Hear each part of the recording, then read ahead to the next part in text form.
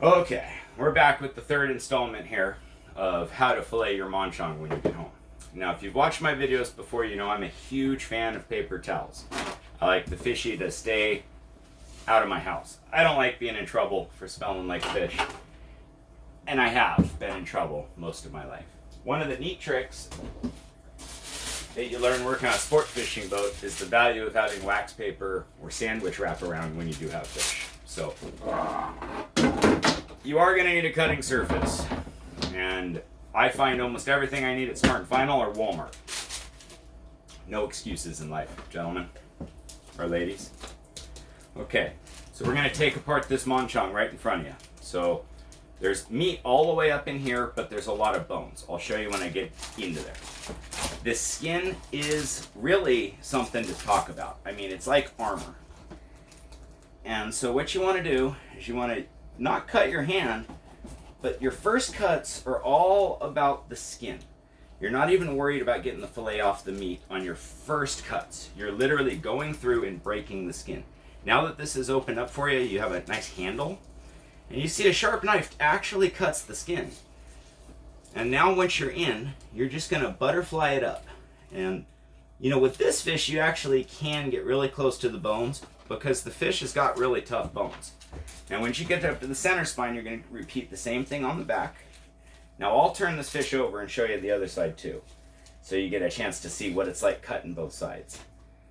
But you just cut all the way through until it pops through at the tail. Now you're going to lift it up. Okay, now this is the little bit of guts that I have to pull out and clean, but I want to point out just how clean the whole process is. Now, if I was to cut this fish open without pre-gill and gutting it, there'd be a big pocket of water in there that comes spilling out. Nobody wants that in the house, okay? So we're gonna set this off to the side. That still needs to be skinned. But again, I tend to try to do everything sort of in an order where when you're cutting the fish and the ickies are available, just keep it all going in the bucket and, you know, sort of clean the kitchen as you go. And the goal is to get your fish into the refrigerator and prepared to be marinated. And then you're going to clean the kitchen completely before you're going to do your side dishes. So I actually messed up a little bit there, but it's not irrecoverable.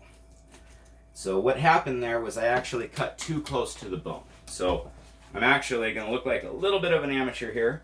I'm going to come in from the bottom. And so I guess maybe this will help show you that you don't have to really be good at filleting fish to have confidence coming home cutting your own fish. Because if you mess up on one side, you're going to be able to get caught up. And so now we're busting through. And you can see where I messed up. I actually caught some of the top, so I wasn't able to get it off. So now my fillet is going to come off just fine.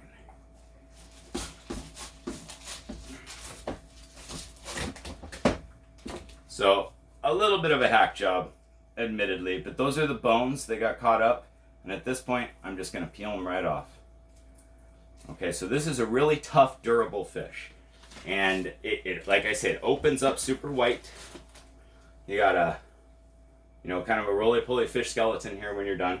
And that's why you have the bucket ready. Okay, now you take your wax paper, which got any of that guts. You set that off. Just going right into the bucket. Fresh wax paper. And notice I haven't turned on the water or got the fish wet at all. Okay, so now we're going to trim this up. And I'm going to show you the bones. In fact, I'm going to use this other fillet on this side. I want to show you the rib bones here. And, you know, these things are supposedly the best part. It's amazing how hard it is to get people to take home bones, though, in their fillet. So sometimes you'll see the ribs there. And if you do see the ribs, I highly recommend them. And so this rib cage has these bones that go all the way from this side to that side, and the meat inside there is really, really sweet. You can just put this right on the grill and then pull the bones off later, or you can steam this. Monchong isn't typically served rare. It does, in fact, have a decent parasite count. And you want to think of it actually more like a black cod or a halibut. It's super, super oily. Now, although not everybody cuts out their center line, I literally cut out the center line on every fish before I serve it. But since I'm going to be preparing this to marinate right away, I'm kind of doing an exaggerated fine cut. So this is an important part. Once you take this fillet off, first thing you want to do, so it doesn't get contaminated by any sort of flies or anything landing on it, you want to put this fillet right on paper towels and just roll it up. All right. Now that's going to sit there and it's going to start soaking any fishy smell or taste out of the fish right away from the get-go. And it buys you a little time. So the 3 fillets that most people take home from a Monchong don't include the ribs. So we're going to focus on that going forward. Again, take the fishy, put it off to the side. Okay, so I mentioned a parasite load, and I don't want to scare anybody with that, but let's be realistic. Fish carry parasites. So now's a great time to look at what you're dealing with. And the cool thing is you'll see them. Parasites don't hide. They're not like people. Fish parasites are usually right between the meat and the skin. So when you take the skin off, it's a great time to inspect. And you'll find some weird stuff in fish. This has got a little yellow in it. I don't know what that is.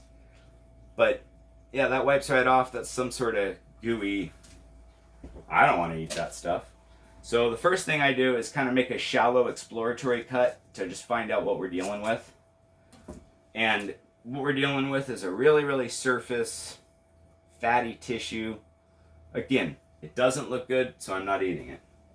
All right, now I don't feed table scraps of Monchong like that to my dog as much as I would tuna. The truth is that I don't know what that is. I like my dog, and I like my family, and when you're cutting a fish to prepare, you are the judge. So decide what you're going to do. Nice and pink. That's actually maybe a little bruising from how it was handled. But yeah, this fish is really, really clean. And again, it's going to be cooked, so you don't got to cut any of the tissues off. All right, and it's a beautiful white fillet. And I'm going to go ahead and chunk it up. I am going to grill this. And so we're going right to chunks that I'm going to put on the grill. And it's going to be the standard fish guy Italian dressing, and no mayonnaise on this one. Just Italian dressing, salt and pepper, and we're going to grill it. And I think I'm just going to serve it with rice. I'm not going to get carried away. So I do apologize for the length of this video, but this is part of cleaning fish. And you don't always have to take your time like this, but I recommend it because you get to enjoy it and, you know, show people exactly what they're going to eat. So thank you for watching.